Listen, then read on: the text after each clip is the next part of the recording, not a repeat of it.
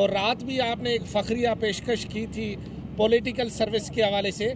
क्या बल्दियाती इदारों की जो बस है उसको ब्रेक लगाने के लिए कोई मज़ीद कानून साजी आप कर रहे जा रहे हैं, आर्डीनेंस लाने जा रहे हैं, या जूँ के तू आज जो इलेक्शन कमीशन का फैसला है उसे मानकर आप 16 तारीख को 15 तारीख को आप जो है वो बल्दियाती इंतखाबात की बस को रन करने जा रहे हैं? या देखिए जी, मैं एक वाज़ेह कर दूं,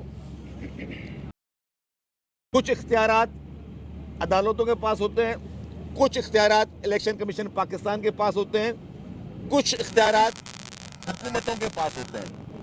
हुकूमत सिंध ने 10-1 जो कल सिंध काबीना ने जो नोटिफिकेशन वापस लिया, वो नोटिफिकेशन निकालने का इख्तियार कानून में हुकूमत सिंध का है। वो कानून के मुताबिक हुकूमत सिंध का है और वो हमारा एक आईनी इख्तियार है। वो इख्तियार हमने इसलिए इस्तेमाल किया कि अगर कुछ पॉलिटिकल पार्टीज़ को डीलिमिटेशन के बारे में कुछ खदशात थे या उनके ग्रीवेंसेस थे, तो हुकूमत सिंध ने यह महसूस किया कि ये ना हो कि हम इलेक्शन करवा ये बात कहे कि जी हमारे साथ ज्यादती हुई। हम चाहते हैं कि हर एक पॉलिटिकल को एक इक्वल फील्ड दी जाए इलेक्शन कॉन्टेस्ट करने के लिए। MQM जो कि कराची की स्टेक होल्डर रही है, वफाक में हमारी इत्तेहादी रही है, MQM के मुतालबे पे 10-1 का नोटिफिकेशन वापस लिया गया, जो कि सिंध हुकूमत का एक आईनी इख्तियार था, है और रहेगा। आज जो इलेक्शन कमीशन की बातें हैं, अभी तक फैसले की कॉपी हमें वसूल नहीं हुई, लेकिन जो हमने टीवी चैनल्स पे देखा कि हमें ये भी कहा गया कि जी आप ये नोटिफिकेशन को वो रद्द करते हैं, लेकिन वो रद्द नहीं कर सकते। बाय लॉ, कानून के तहत इलेक्शन कमीशन पाकिस्तान सिंध हुकूमत का जो इख्तियार है उस पर नहीं करता, ना ही हम इलेक्शन कमीशन के किसी इख्तियार पे जो है वो हम लोग अमल दरामद कर सकते, हम उस पर कोई इंटरफेयर कर सकते हैं। दूसरी बात उसमें लिखी गई कि जी कराची की सेंसिटिव पोलिंग स्टेशंस पर फौज और रेंजर्स को मुकर्रर किया जाए। अब वो भी बात मेरे ख्याल से पाकिस्तान के बच्चे को कानून पता है, और वो तो हम फेडरल गवर्नमेंट को लिखते हैं, तो हमने वो रिक्वायरमेंट फेडरल गवर्नमेंट को लिखी।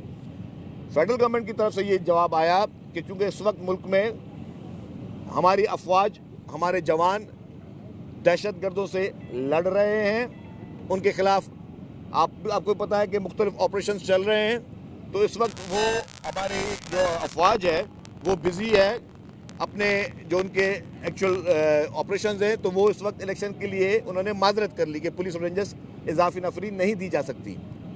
तो बात यह है कि जब वहाँ से एक एक्सक्यूज़ आ चुका है और ये स्वाबदीद इख्तियार इंटीरियर मिनिस्ट्री फेडरल गवर्नमेंट का है, तो सिंध हुकूमत उसको किस तरह एक्सरसाइज कर सकती है?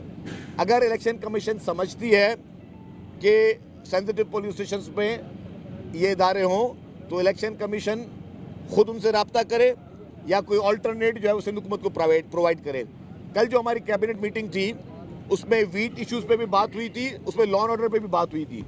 IG सिंध ने कैबिनेट को ये ब्रीफिंग दी कि जिस तरह दहशत गर्दों के एक जो थ्रेट अलर्ट्स होते हैं, KPK में हुए तो KPK में भी वाक़यात हुए, बलूचिस्तान में हुए वहाँ पे भी वाक़यात हुए, उन्होंने खदशात जाहिर किए कि सिंध में भी वाक़यात जो हैं वो उसके कोई थ्रेट अलर्ट्स हैं। तो उन सारी चीज़ों को मद्देनज़र रखते हुए और IG सिंध ने बताया कि 62,000 हमारे जो हैं वो पुलिस के एहलकार ऑलरेडी इलेक्शन रिक्वायरमेंट है। इन पोलिंग स्टेशंस को अगर कराची हैदराबाद को भी इंक्लूड कर दिया जाए, जो सिंध के बाकी 8 अजला के इलेक्शन थे, तो 62,000 पुलिस एहलकार जो है उनकी रिक्वायरमेंट है। तो मैंने ही IG साहब से सवाल पूछा कि क्या 62,000 आपके पास हैं? तो उन्होंने कहा कि जी अगर हम 62,000 को काउंट करने के लिए उनकी डिप्लॉयमेंट के लिए जाएंगे तो हमें तमाम थानों से भी पुलिस मंगवानी पड़ जाएगी। हमारे पास मस्जिदों के बाहर भी पुलिस की सिक्योरिटी होती है, इमाम बारगाहों के बाहर भी होती है, मजहबी रहनुमा होते हैं, बाकी जो कुछ लोगों के लिए पास भी पुलिस की जो सिक्योरिटी होती है। तो अगर हम सारी पुलिस को सिर्फ इलेक्शन के लिए खड़ा कर दें और खुदा ना खास्ता पीछे कोई वाकया हो जाए, जो थ्रेट अलर्ट मौजूद है, तो जिम्मेदारी कौन लेगा? हमें वो भी पहले बताया जाए कि जी फलाना इदारा जिम्मेदारी उठाता है कि अगर सारी पुलिस 100% आप थानों से भी निकाल दो, मस्जिदों से भी निकाल दो, मुख्तलिफ जगहों से भी निकाल दो और सबको सिर्फ इलेक्शन ड्यूटी में डाल दो, तो जिम्मेदारी कौन लेगा? तो किसी ने एडवांस में अपनी जिम्मेदारी ज़रूर उसको तयन करना होगा। दूसरी बात ये जो दादू के हवाले से भी मैंने कही थी कि दादू की सिर्फ 2 तहसीलों के लिए हम इलेक्शन कमीशन ऑफ पाकिस्तान को एडवांस में लिख चुके थे कि खैरपुर नाथन शाह और जोई और खैरपुर नाथन शाह और मेहड़, वहाँ पे अभी तक पानी मौजूद है। हमारी उस बात पे भी कोई, और ये लेटर हम पहले लिख चुके थे कल की कैबिनेट मीटिंग से पहले, काफ़ी दिन पहले, लेकिन उधर से भी अभी तक कोई जवाब नहीं आया। जो हमें जो जहाँ तक इत्तला दी गई थी वहाँ पे भी इलेक्शन कराने तैयार हैं। अब जो वो 2 तहसीलें हैं जो आज दिन तक अंडर द वाटर हैं, तो उस सैलाब में जहाँ पे सैलाब का पानी मौजूद है, लोग कैसे जाएंगे वोट देने के लिए? हमने कहा कि दादू और जोई में इलेक्शन कराया जाए। सिंध हुकूमत ने कहा कि जहाँ जहाँ पर पानी मौजूद नहीं है वो है दादू और जोही तालका, वहाँ पे आप इलेक्शन कराएं।